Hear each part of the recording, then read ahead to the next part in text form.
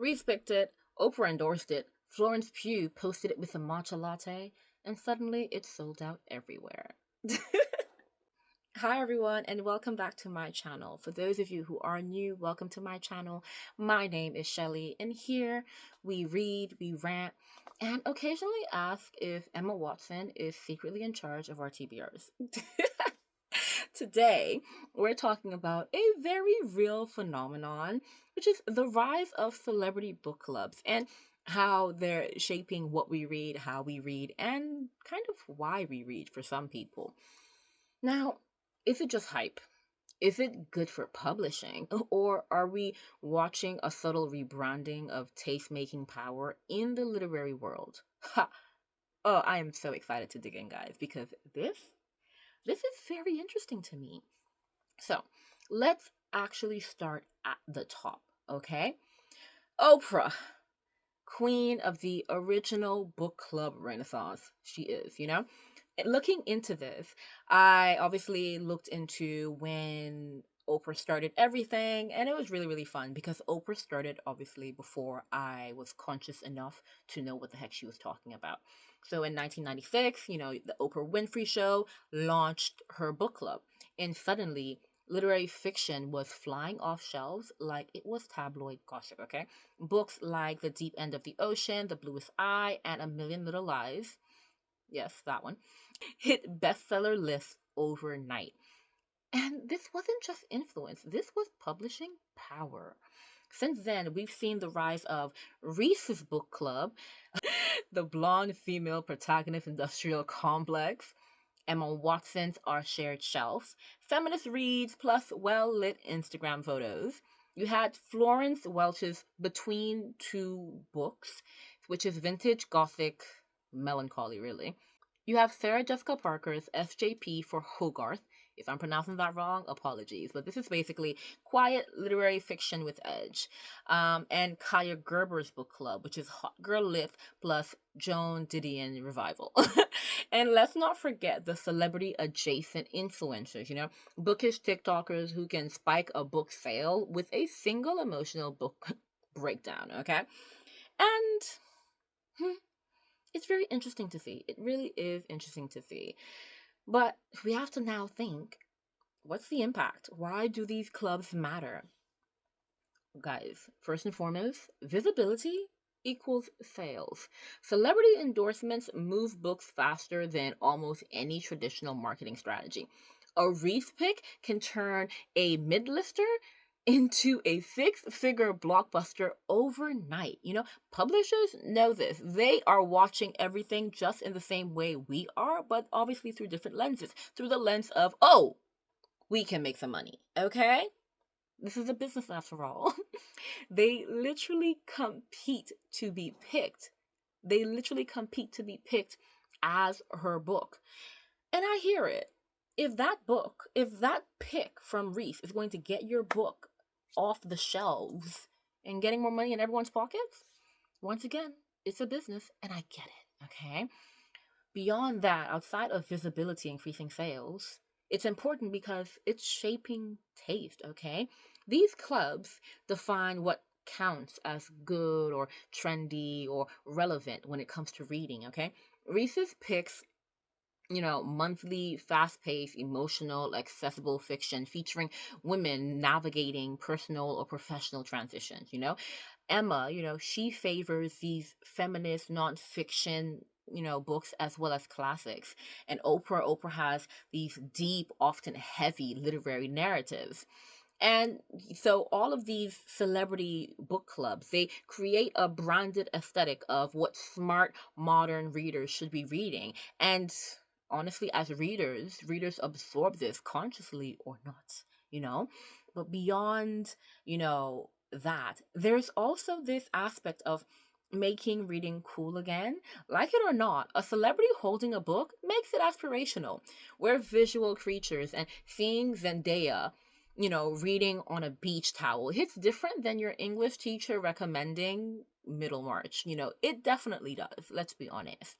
And once again, whenever more people become inspired to read, obviously that's a good thing, okay? That's obviously a good thing because more people are reading. But let's talk pros and cons, all right? Because it's not all stardust and sales spikes, okay? There's a lot. There's a lot here on both sides. For the pros, obviously, we spoke about how there's increased visibility, and that can really help underrepresented authors, especially through Oprah. She's a black woman uplifting other underrepresented people. So that's absolutely amazing. Beyond that, it normalizes reading as part of lifestyle culture. Everyone is looking at these celebrities and they're just like, this is who I aspire to be, or who I aspire to be like. And okay, they're readers. Obama's picks, whether it be music or reading, whenever he releases his list every year, especially when he was like in the White House, people would wait for it, and those books would sell. Those books would sell. Okay, he didn't have an official book club, but simply because he had his list and he was an aspirational figure for many, those books sold. Because let's be honest, that's the lifestyle that a lot of people wanted to live. And so, even though they're not lifestyle influencers, in a way they are, because they influence people, they influence society.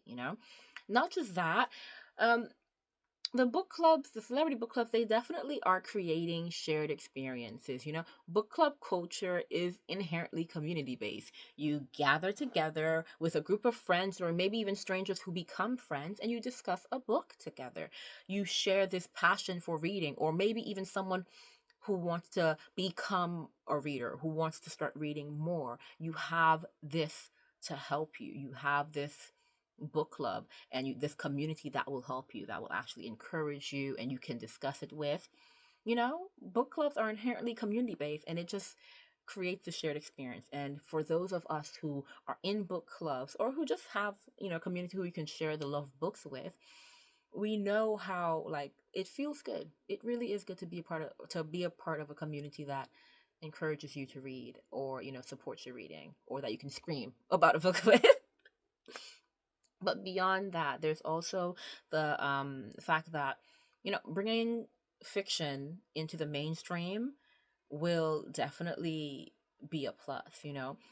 Because in a world obsessed with screen time, we have Netflix, Disney Plus, Hulu, Prime. Um, I've been seeing some crazy Tubi ads, and I'm tempted to get it. I know that the movies are questionable, but it's just really funny to see.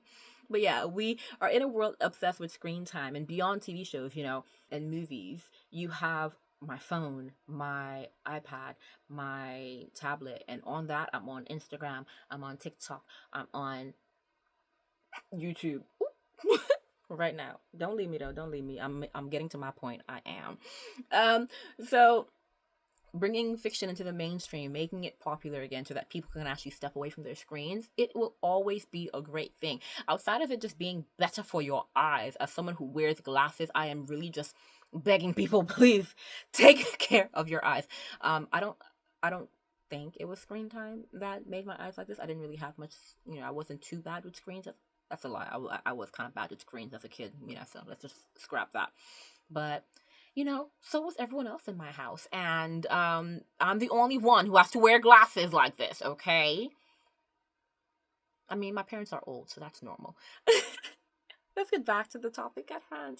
But yeah, bringing fiction into the mainstream is definitely a plus, okay? It's so much better. It's great for your mind, it's great for your eyes, it's great for everything, guys. Yeah, it's great.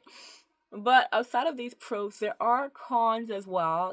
There is a bad side to the celebrity book club. First and foremost, we have the homogenization of taste, okay? Like, only certain types of books get chosen. And I mean, that's not a bad thing. These book club celebrities, or these celebrities with book clubs, they have personal taste just like everyone else. But I mean, we're kind of seeing a pattern with the books that get chosen, and hey, once again, it's your personal taste. But yeah, once again, we're just homogenizing everything, and I will never really stand for that. Stray, everyone, stray, find everything, find everything. Diversify. I always scream this, you guys know this, not even just in like the race of the author, the background of the author, just the types of books that you read. Read everything. I definitely encourage you to read everything. Change from literary fiction to genre fiction. Change from fantasy to thriller. Be changing. Change from thriller to horror. That they're a bit close, but they're definitely different. Ooh, guys, they be different. They be different. You don't have to always be reading a classic book. Read something from the 2000s. Okay, come on, change it up a bit. Beyond that, there's also the problem of over marketing. So reef bait is now a whole publishing subgenre. So you will always be able to see, oh, Reese's book club pick, Oprah's book club pick. You can, and not to say that they have bad picks, but yeah, sometimes I'm just like, I don't really care too much about this. And also, there's this lack of critical engagement. Discussions often stay surface level or PR polish, which I don't think we should be surprised about. These people are celebrities. They have entire PR teams that will make sure that they are not getting canceled because this is their career at the end of the day. So, I don't think that there are certain topics that they will speak on or really go deep into because it's not too cute for PR. And again, I understand that, but is there really true critical engagement happening? I wouldn't say so. And that's not the best. Beyond that, and I think this is really one of the cons that I'm just like, I definitely side-eye quite a lot. There's definitely this exclusion of indie voices because the picks tend to be traditionally published, already agented authors, books by those authors. And you guys know I always kind of, as I'm screaming about diversifying your shelves, I'm definitely being more conscious to speak more on the indie published authors because yes, I can tell you to diversify your shelves, but don't just diversify in the sense of, oh, I'm reading a book by a BIPOC author. Read books by non-traditionally published authors because a lot of the time their books are great and they don't get the hype because they don't have the same marketing budget, and there's a whole discussion to be had on that, but that's for another day.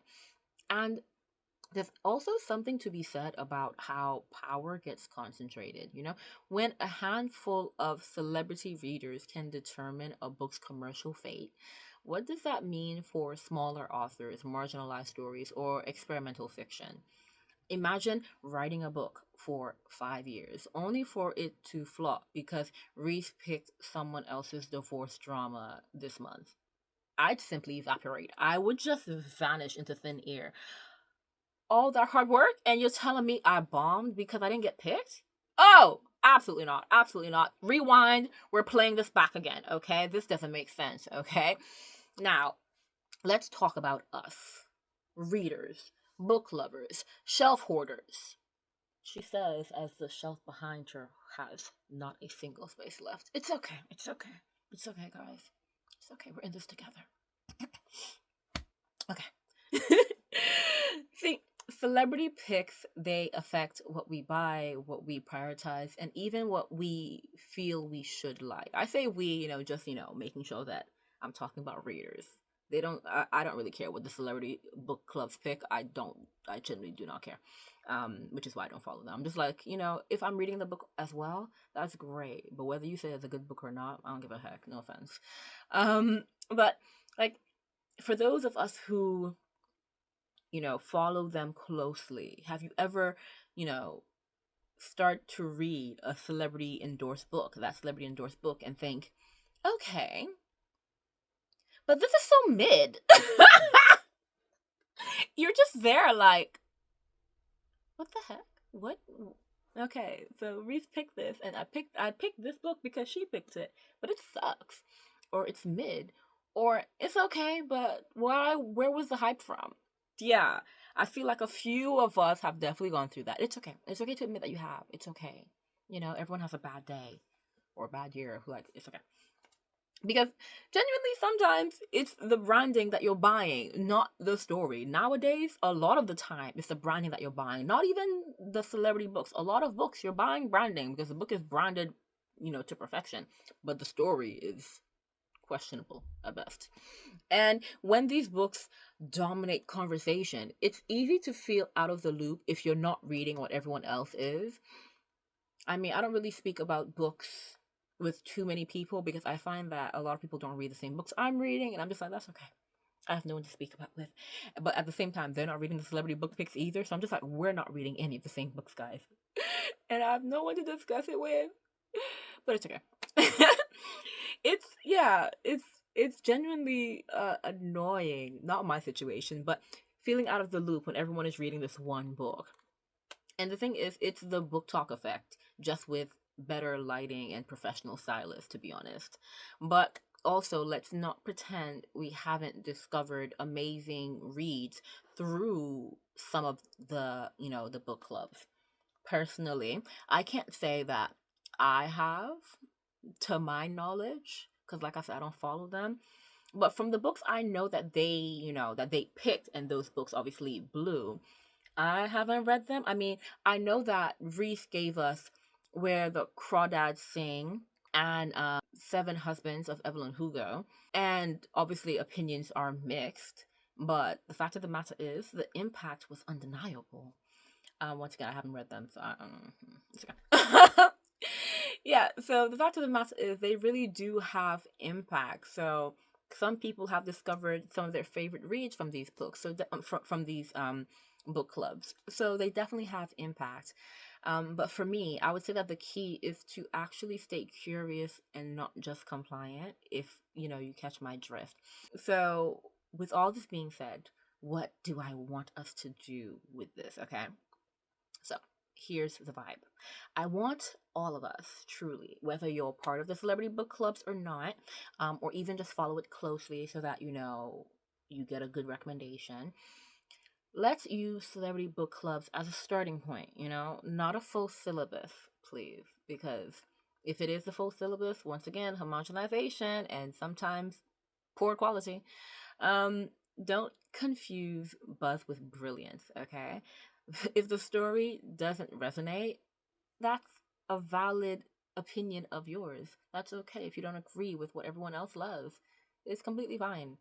Like I said, some people can have a bad day and they picked a bad book. It's okay. Beyond that, seek out indie book clubs as well, POC led book clubs, POC led recs, translated works. I'm going to keep screaming about translated works every time, any chance I get. I still haven't read my translated works, but it's okay, guys. I'm going to get there. And also like small presses as well. Small presses are on the rise, I think, and it's really exciting to see. So yeah, do keep an eye out for small presses as well. And also, let's not forget to reflect on what we're actually reading, and what we actually enjoy reading. So it's not about just what everyone is posting about and what everyone is saying is great. What do you think? What do you enjoy? Okay. And if you're someone who discovered a love for reading through a celebrity book club or celebrity book club pick, like that's completely fine. That's not embarrassing. That's a win. You found a book that you love. That's amazing. You got back into reading because of their picks. That's absolutely amazing. I I definitely applaud that. I encourage you to, like I said, use them as a starting point, or even if you can only read one book a month and that's where you are, you know, you can once again use it as a starting point, but every other month, maybe don't read the book club pick. Read another book. Just diversify as usual, guys. You guys know what I always say. Make sure you diversify. But yeah, read the Reese Club pick, read the Oprah pick, but also read that weird novella set in post apocalyptic Ghana. Your bookshelf deserves both, your brain deserves both, and believe me, they will probably thank you, your bookshelf and your brain, for picking up both books. And I think you will really grow from having that diversity and having that variety and really just changing it up and enjoying just going through books in that way. But yeah, guys, that's it from me. Just let me know your thoughts on this. Let me know, are you part of a celebrity book club? Do you follow them closely? Have you never touched a book? Do you avoid them because they're celebrity picks? Like, let me know where you stand on this. I'm really interested to hear what you guys have to say. But yeah, until next time, bye.